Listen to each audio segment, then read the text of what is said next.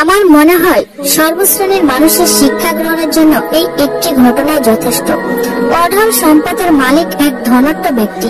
টাকা পয়সা ধন সম্পদ কোনো কিছুরই অভাব নেই।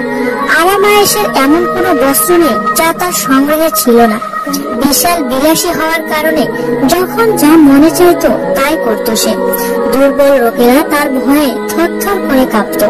লোকটির চাকর বাকরের যেমন অভাব নেই, তেমনি অভাব নেই বন্ধু বান্ধবেরও। অর্ধেক পয়সা দিয়ে ইতিমধ্যে সে বেশ কয়েকটি আলিশান প্রাসাদ নির্মাণ করেছেন। প্রাসাদের ভিতর বাহিরে কারুকার্য সকলকে মুগ্ধ করে। সর্বশেষ নির্মিত প্রাসাদটি ছিল সবচেয়ে বড় ও অত্যধিক বিলাসবহুল। সম্মুখে রয়েছে জানা অজানা রঙে বেরঙের ফুলের বাগান। এই প্রাসাদটি নির্মাণের কাজ সম্পূর্ণরূপে শেষ করে একদিন সে বন্ধু বান্ধব ও আত্মীয় স্বজনদের দাওয়াত করলো। তৈরি করলো নানা রকমের মুখরোচক খাবার। আর সবশেষে রাখা হলো সুন্দরী কণ্ঠশিল্পীদের নাচ গান সহ সর্বাত্ম সাংস্কৃতিক অনুষ্ঠান। নির্ধারিত সময়ে খাওয়া দাওয়া শুরু হলো। উঁচু সিংহাসনে বসে সবকিছু দেখাশোনা করছেন। সিংহাসনে বসে আরামপ্রিয় লোকটি একবার এদিকে আর একবার ওদিকে তাকায়। তার চোখের ইশারায় চাকর বাকররা নিজ নিজ দায়িত্ব পালন করে যাচ্ছে।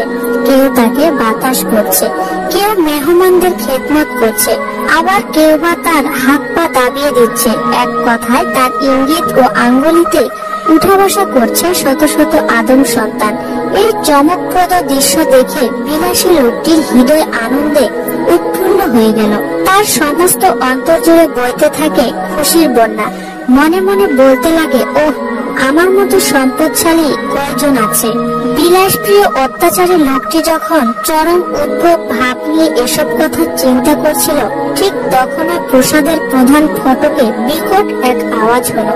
খাওয়া দাওয়ার পর্ব শেষ করে গৃহকর্তা সহ সবাই একত্রে সুন্দরী ললনাময়ীদের কণ্ঠের গান আর নৃত্যের মধ্যে এতটাই বিভোগ হয়ে পড়েছিল যে কোথায় কি আওয়াজ হলো সেদিকে খেয়াল করার মতো মানসিকতা তাদের ছিল না। শুধু প্রহরীদের একজন এগিয়ে গিয়ে দেখে ছিন্ন বস্ত্র পরিহিত একজন জীর্ণ শীর্ণ ভিক্ষুক ফটকের সামনে দাঁড়িয়ে আছে, হাতে বিশাল বড় একটি ভারী জিনিস। প্রহরীদের একজন ভিক্ষুকের আচ্ছা মতো তিরস্কার করে বলল, এত বড় আওয়াজ কেন করলে? তুমি কি জানো না যে আজকে বাড়িতে বিশাল বড় অনুষ্ঠান আছে? বহু দূর দূরান্ত থেকে মেহমান এসেছে। ডিস্টার্ব করার জন্য কোনো সময় পেলে না বুঝি? যাও, এক্ষুনি এখান থেকে সরে যাও, নইলে অপমান করে তাড়িয়ে দিতে বাধ্য হব। প্রহরীর কথায় ভিক্ষুক মোটেও বিরক্ত হলো না। সে বিনয়ের সাথে বলল, তোমার গৃহকর্তাকে আমার নিকট পাঠিয়ে দাও, তার সাথে আমার কিছু জরুরি কথা আছে। ভিক্ষুকের কথা শুনে চাকর অভাব না হয়ে পারল না। বিস্ময়ের চোখে কিছুক্ষণ সে ভিক্ষুকের দিকে তাকিয়ে রইল।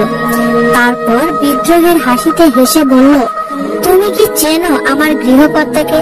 কি তার পরিচয়, যার হাতের ইশারায় হাজারো লোক উঠা বসা করে? আর তোমার মতো ভিক্ষুক কিনা এসেছো তার সাথে সাক্ষাৎ করতে? হাসি পায় তোমার আচরণে। এবার শান্ত ভিক্ষুক আরো শান্ত হলো। সে প্রহরীর তিরস্কার গায়ে না মেখে আবেগ মতোই নিরুত্তাপ কণ্ঠে বলল, তোমাকে যা বলি তা শোনো। আমি তোমার মুনিবের সাথে দুটি কথা বলতে চাই। এই সংবাদটুকু তুমি তার কাছে পৌঁছায় দাও। প্রহরী কথা না বাড়িয়ে মুনিবের নিকট সংবাদ পৌঁছে দিল। বলল, আপনার সাথে এক ভিক্ষুক সাক্ষাৎ করতে চাই। এই আনন্দঘন পরিবেশে যে কোনো লোকের সাক্ষাৎই বিরক্ত, তার উপর আবার ভিক্ষুক। সংবাদ শুনে মুনিবের রাগ চড়মে উঠল। তিনি হিংসের ন্যায় গর্জন করে বললেন, একজন তুচ্ছ ভিক্ষুকের এত বড় স্পর্ধা! মুখের উপর দু একটি ঘা লাগিয়ে দিলে না কেন? মজা দেখিয়ে দিলে না কেন? বুঝিয়ে দিলে না কেন আমার সাথে সাক্ষাতের স্বাদ কত তেষ্ট? এমন সময় ভিক্ষুক আবার ফটকে প্রচন্ড শব্দে আওয়াজ করলো। আঘাতের তীব্রতা এতই বেশি ছিল যে গোটা আলিশান প্রাসাদ কেঁপে উঠল। প্রহরী পুনরায় দৌড়ে এসে ফটকে উপস্থিত হলো। ভিক্ষুক তাকে বলল, তোমার কর্তাকে গিয়ে বলো আমার নাম মালিকুল মউত। আমি তার প্রাণ সংহারের জন্য এসেছি। চাকর এই কথা বিশ্বাস করে চমকে উঠল। সে তড়িঘড়ি করে মুনিবকে বলল, আলিজা, লোকটি বাহির তো বেশ ভিক্ষুকের মতো হলেও সে মূলত ভিক্ষুক নয়, সে নাকি মালিকুল মউত, আজরাইল আলাইহিস সালাম। আপনার জীবন প্রদীপ চিরদিনের জন্য নিভিয়ে দেওয়ার জন্য সে এসেছে। মালিকুল মউতের নাম শোনার সাথে সাথে ভয়ার্ত কণ্ঠে আর্তনাদ করে উঠলেন মুনিব। থরথর করে কেঁপে ওঠে তার হৃৎপিণ্ড, বিরন্ন হয়ে ওঠে তার মুখমণ্ডল। যার আলিশান প্রাসাদে এখনো পুরোদমে নাচ গানের আসন চলছে, যিনি ছিলেন আজকের আসনের মধ্যমণি, যার চোখের ইশারায় শত শত লোক কঠিন থেকে কঠিনতম কর্ম সম্পাদন করে, সেই মুনিবের আজ বিদায়, চিরবিদায়। এ যে কল্পনারও অতীত। মালিকুল মউতের সামনে যেতে গৃহকর্তার সাহস হলো না। তিনি এক চাকরকে বললেন, তুমি গিয়ে তাকে বলো আজ যেন তার পরিবর্তে অন্য কারো প্রাণ সংহার করা হয়। ভিক্ষুক বেশি লোকটি নিজেই প্রবেশ করে মালিককে বলল, ভিক্ষুক মনে করে আমাকে তুমি বেশ অবজ্ঞা করেছিলে, তাই না? যাই হোক, তোমার মৃত্যুর সময় একেবারে নিকটবর্তী, সুতরাং করণীয় কিছু থাকলে এক্ষুনি সেরে ফেলো। আমি কিন্তু তোমার জান না নিয়ে আজ ফিরছি না। গৃহকর্তা এবার অতীত জীবনে ফিরে গেল। সে দেখল তার গোটা জীবন অন্যায় অপকর্মে পড়ে পড়ল। এমন কোন দুষ্কর্ম নেই যে সে করেনি। কোনো দিন সে একক নামাজ আদায় করেনি, একটি রোজা রাখেনি, হজ করার সামর্থ্য থাকা সত্ত্বেও সে হজ করেনি। আর যাকাত দিবে তো দূরের কথা, এর প্রয়োজনীয়তাও সে অনুভব করেনি। তার লোভ লালসা অনেক মানুষের জীবনকে দুর্বিষহ করে তুলেছে, অনেককে নিতে হয়েছে চিরবিদায়। কত সুন্দরী নারী ইজ্জত হারিয়েছে তার হাতে, তারও কোনো হিসাব নেই। কত গরিব অসহায় মানুষ নির্বাসিত হয়েছে, তারও কোনো হিসেব নেই। আজকের এই বিদায় মুহূর্তে সবাই তার মনে পড়ছে। এসব কথা কিছুক্ষণ চিন্তা করে গৃহকর্তা চরম আক্ষেপ করতে লাগলো। এক পর্যায়ে সিন্ধুক থেকে যাবতীয় দিনার, দিরহাম ও হীরা মুক্তা বের করে মাটিতে রেখে আফসোসের স্বরে বলল, হে দুনিয়ার সম্পদ, তোমার উপর আল্লাহর লানত হোক। তুমি আমাকে আল্লাহর ইবাদত থেকে বিরত রেখেছ। তোমার কারণেই আজকে আমি খালি হাতে কবরে যাচ্ছি। তোমার জন্যই আল্লাহকে ডাকার সুযোগ পাইনি আমি। এই ভেবে সে অঝরে কাঁদতে লাগলো।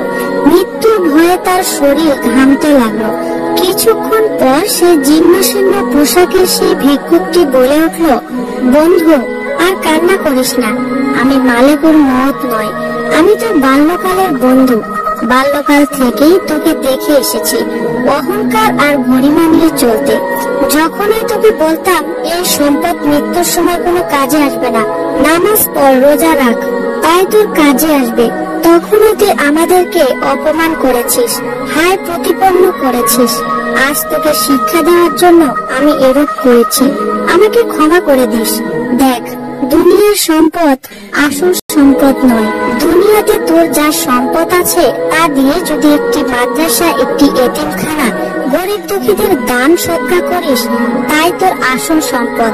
বন্ধুর পরিচয় পেয়ে, বন্ধুর কথা শুনে ততক্ষণে সকল আয়োজন বন্ধ করার হুকুম দিল। বন্ধুকে বুকে জড়িয়ে নিল। সে তার ভুল বুঝতে পেরে আল্লাহর কাছে অনুশোচনা করে তওবা করলো, বন্ধুর সাথে প্রতিজ্ঞা করলো আর জীবনে কখনো খারাপ কাজ করবেন না। সিন্ধুক থেকে সকল অর্থ বের করে বন্ধুর হাতে দিয়ে দিল, যেন সে এই সম্পদ গরিব দুঃখী মানুষদের মাঝে বিলিয়ে